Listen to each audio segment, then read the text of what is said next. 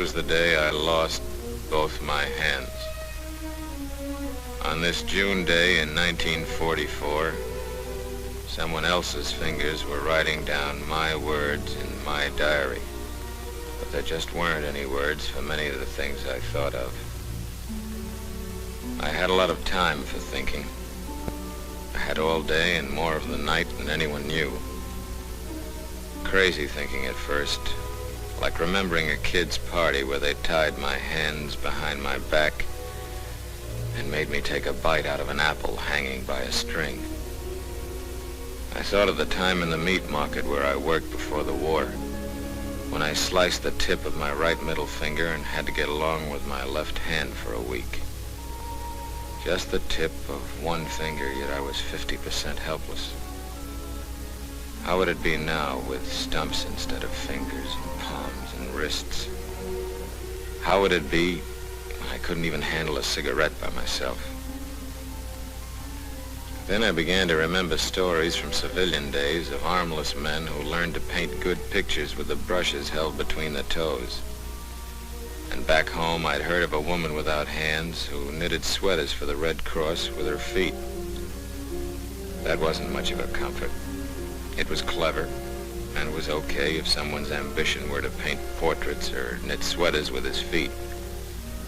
But it wasn't what I wanted. With the help of my neighbors, I could get by. I found that out early and felt better for it. But I didn't want to go through life dependent on others. Most of us in the ward felt that way.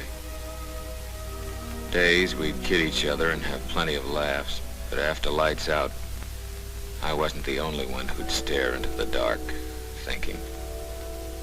I still thought of that kid's game with the apple on the string. Rip, who fixed it up for me to smoke, probably thought of other things, like walking across a frozen lake on stilts. He'd lost both feet at Anzio. One thing I envied the others, though. They got theirs in combat. I got mine on D-Day, all right, but it was in North Carolina when half a pound of TNT exploded ahead of schedule. I didn't have a German scalp hanging from my belt. I didn't have a Purple Heart. I didn't even have an overseas ribbon. All I had was no hands. Then, 3 weeks after I went into the ward, something came along that made a big difference to all of us lying there day after day, worrying and wondering. They'd shown us movies before, but they said this one was special. This one was made by the Army just for us. There wasn't a single blonde in it, but they said we'd all feel better if we'd take time out to meet McGonagall. This is my neighbor, Charles McGonigal. I'd like you to meet him. I think he's an interesting fellow. Watch him shaving, for instance. What's unusual about that? Well, Charlie has no hands. No hands other than these ingenious substitutes. But he does things as easily and... We were a tough audience for movies. The day before, one of our guys who left a foot at Kwajalein had thrown his crutch at the screen when the hero recited poetry to some pin-up girl. But we listened hard this day, all of us. Johnny with one leg, Buck, one leg, Frenchie, one arm, Bailey, one leg, Red, one arm, Cradella, no legs, Papa Frank, one leg, and me. I listened because here was a man named Charlie McGonigal, a man without hands since the last war, doing all the everyday things I thought I'd never do again, doing them with hooks. Nothing fancy like pole vaulting or repairing watches or even knitting with his feet. Just the acts of normal living like shaving and eating and dressing himself. He does it alone from the first sock to the final tilt of his hat. This vest, instead of buttoning up in the regular way, hooks together for convenience sake. Charlie can handle buttons, but the hooks are time savers.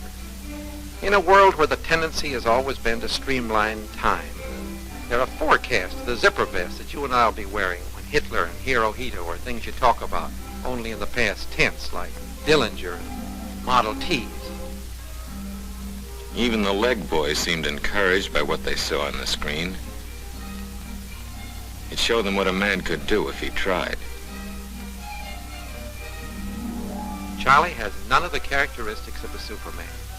He's a man who lived normally before the war, and he set himself no goal but to live normally after it. He succeeded because he had patience. He had faith in himself, and he knew that it could be done. It took a little while, but he got there.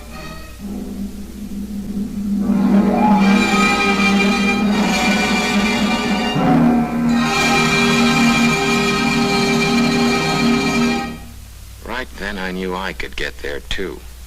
Perhaps even a little faster than McGonigal. After seeing the picture, for the first time I really put something into the daily calisthenics. I didn't just fan the air with my arms anymore. I worked out as though I had a date to play in the Rose Bowl on New Year's Day. Actually, it was going to be a bigger show than the Rose Bowl.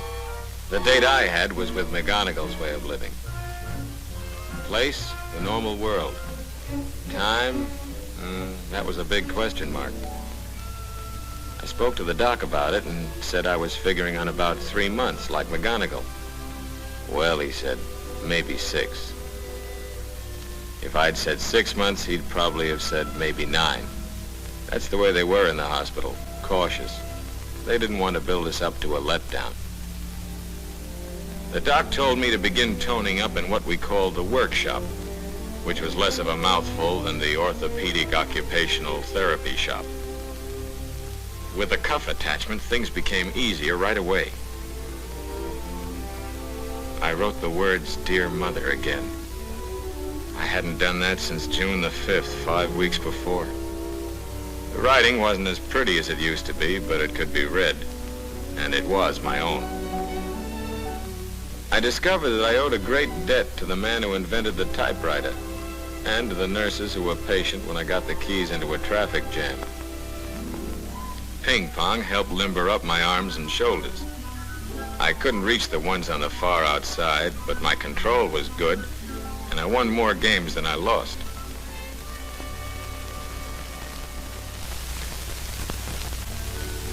August the 3rd was a great day. Less than 6 weeks after my accident, the doctor told me my stumps looked okay, and it was time he gave me some new hands. Well, I felt like turning a couple of cartwheels, but that wasn't quite possible, so I just thanked him and made a date to go downstairs. It used to take Chubby an hour to make a plaster cast in civilian life, but he was having more customers these days and could do it in a breeze. Chubby assured me I'd be dealing myself a Pat Royal flush a month from now. A month? That was more like it.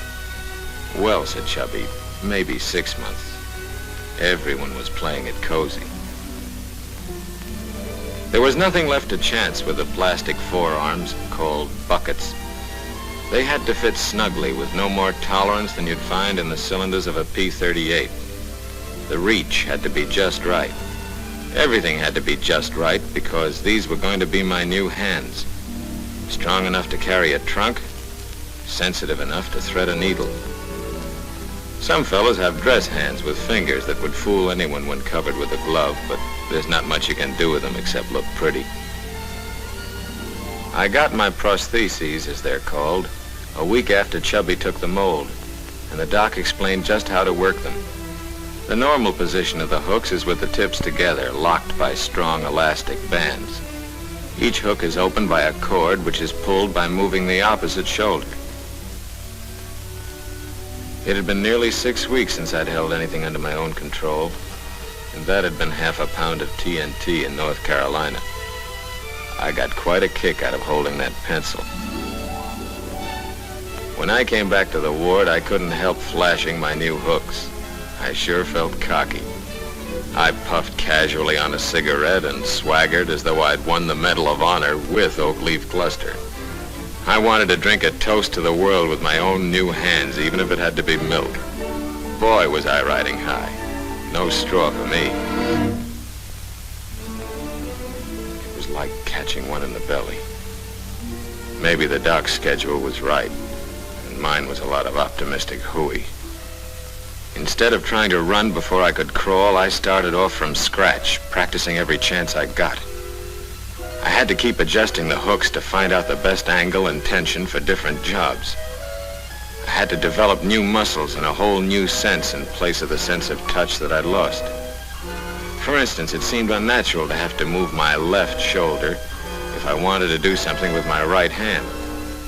I began to think of it as a sort of remote control, like looking in a submarine periscope to see something up on top. After a few days and nights, it came more easily, but I wouldn't be satisfied until I could do it automatically without having to tell myself, left hand, right shoulder, right hand, left shoulder, every time I took a pencil or a box of matches. It was slow, dull work, and it was hard.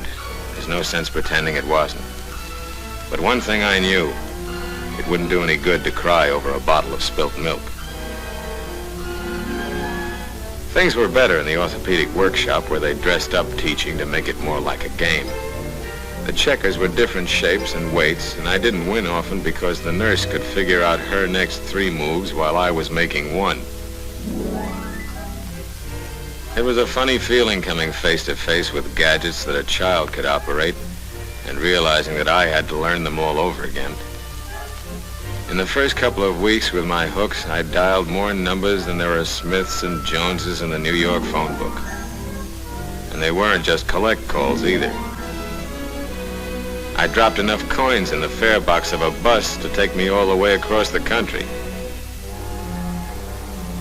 The cup was more difficult because it was slippery and breakable. And from the time I'd sat in a high chair, I'd always picked it up with a thumb and 2 fingers.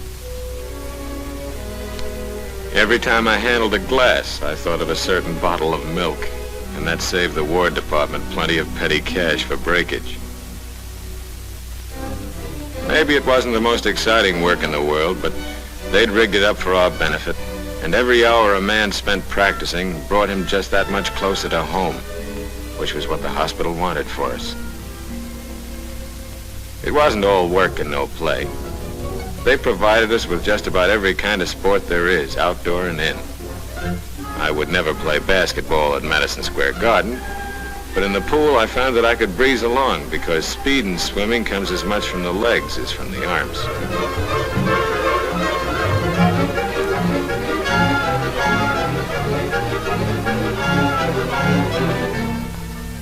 Most of us had jalopies in the garage back home, and we used to wonder sometimes how it would be to sit behind the wheel again. They had a practice car for us, and I soon found out I wasn't going to have to be a backseat driver all my life. Though there was one time I wished I had a chauffeur.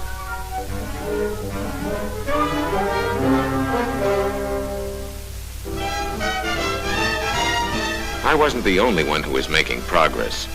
It was wonderful to see how quickly the fellas who'd lost a leg, or both legs, had learned how to handle themselves. Watching them, I learned something about guts and the knack of having fun again.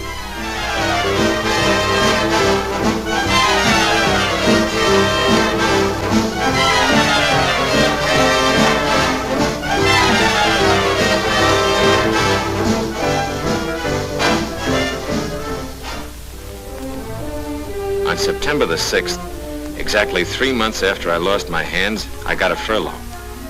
I was going home for the first time in a long while. I was way ahead of the doc's schedule, and it felt great.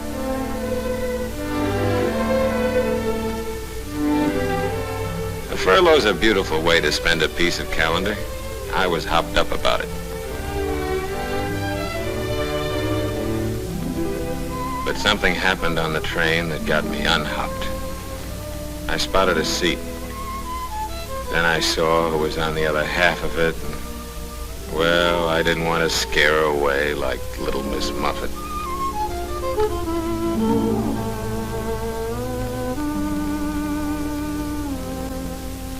So I sat there thinking of how I would have done it if I had met a girl like that when I still had my hands. I'd have had a conversation going in 2 seconds flat. Tough traveling nowadays, I'd have said. If that hadn't worked, I'd have talked about the weather, which works when nothing else does. And then I'd offer a cigarette. If she took it, I could see whether she wore a wedding ring or not. Though somehow I was sure she didn't. I'd have asked her where she was going, and wherever it was, I'd have said I was going there too. And what's more, I'd have gone there, whatever was written on my furlough papers. But there I was, sitting across the way, scared that it would scare her to see my hooks. I thought about the dress hands that looked natural covered with gloves. I thought, is this the way it's going to be with me from now on? And I thought about the weather. That's what I thought for 20 miles of track, or maybe 30.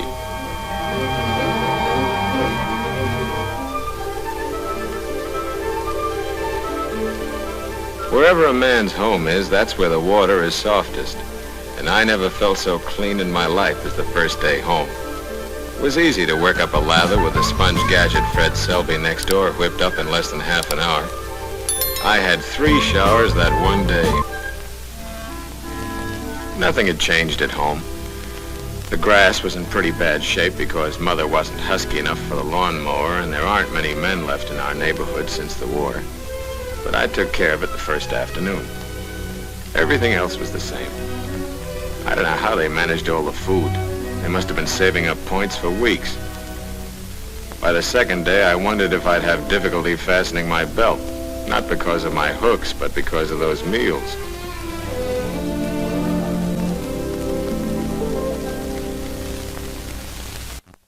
Make arrangements to go to college. Before the war, I wasn't able to do much about it, but now, with a good pension and a generous educational allowance from the government, I could easily afford to take a crack at something I'd always wanted, a college degree. Inside the university, getting myself oriented, it occurred to me that study might come hard after all these years away from school. They had some fairly impressive names for most of the courses, and every one of them looked a lot different from basic training. Almost everyone, that is. But I was soon convinced that going back to school wouldn't be as tough as I thought. When I was a kid, I was somehow always in Dutch with my teachers. But here was the president of Boston University asking me to sit down with him instead of making me stand in the corner. He told me there was no course I had to reject because of my physical disability. I could learn to be just about anything except maybe a brain surgeon or a concert violinist. And for the first time, I knew how long something would take. 4 years. Not maybe 6 or maybe 8, but 4 years flat. That made good listening. That night, I dressed as carefully as if I were going to stand Saturday inspection. And in a way, I was. I had a date, and there couldn't be a hair out of place. I kept thinking of 2 things. That train ride from the hospital and the weather.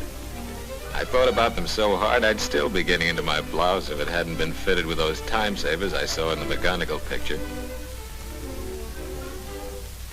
It had been quite a train ride after those first 20 or 30 miles of track.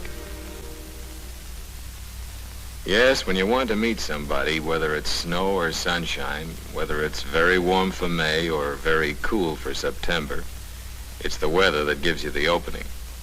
I guess it always works, hooks or hands. This time, anyway, it worked like a charm. As for the hooks, she didn't ignore them completely that day on the train. That would have been more embarrassing than staring at them all the time. She noticed them, but she took them for granted, like too many freckles or flaming red hair. And after 5 minutes, I didn't feel I was much different from anyone else she knew. A bit luckier, that's all, because she lived only a mile from me, and now here I was dancing with her.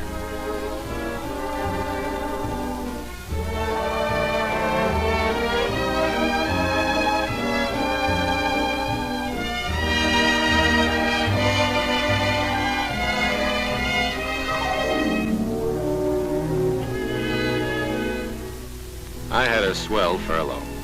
I saw all my old friends and made lots of new ones. The only girl who turned away when she saw me was Peggy someone, I forget her name. And she'd been doing that ever since we were 12 when I put gum in her inkwell at school, so I almost liked her for not changing. It certainly was good to know that I hadn't lost my touch.